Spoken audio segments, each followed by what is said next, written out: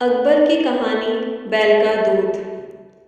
बीरबल की तेज बुद्धि और बादशाह अकबर का उनके प्रति विशेष स्नेह देख कई लोग बीरबल से ईर्ष्या करते थे।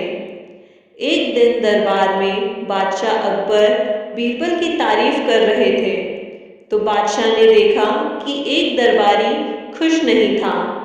उन्होंने कारण पूछा, तो उस मंत्री ने कहा कि महाराज, माना बीरबल बड़ा ही तेज बुद्धि वाला है, लेकिन वो खुद को इतना ही होशियार समझता है और इतना ही अक्लमंद है, तो उसे कहिए कि वो आपके लिए बैल का दूध लेकर आए।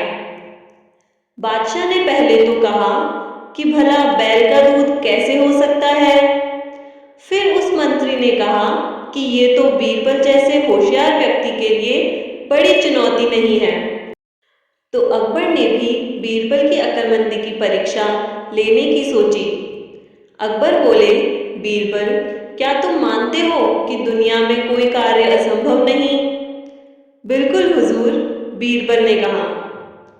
ठीक है, तो क्या तुम हमें बैल का दूध लाकर दे सकते हो?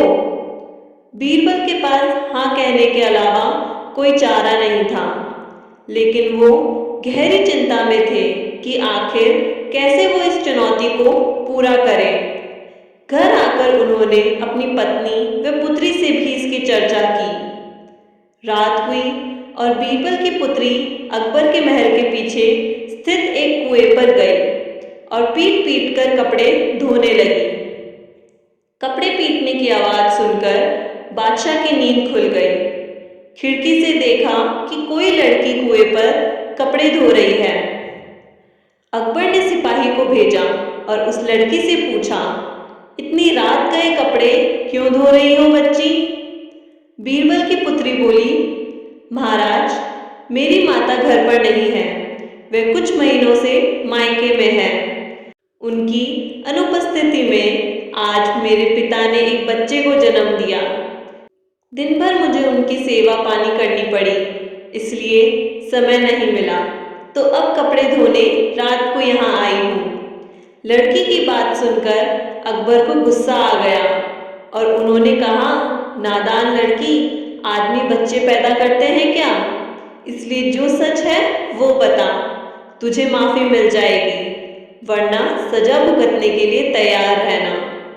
लड़की ने कहा, यही सच है। क्यों नहीं करते आदमी बच्चे पैदा? जरूर करते हैं हुजूर।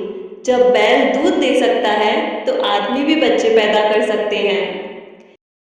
ये सुनते ही अकबर का गुस्सा ठंडा पड़ गया और उन्होंने पूछा, तुम कौन हो?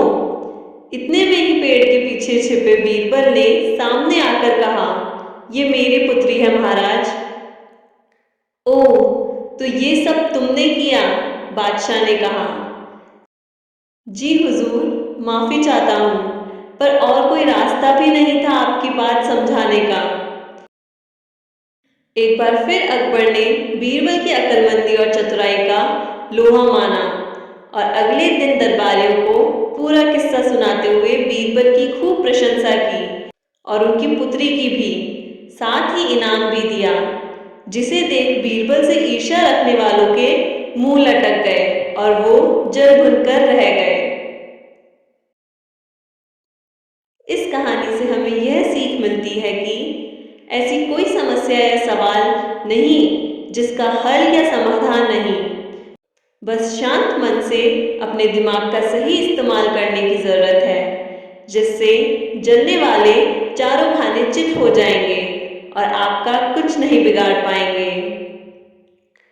अगर ये कहानी अच्छी लगी हो तो इसे लाइक करें और चैनल को जरूर सब्सक्राइब करें। जय श्री राम।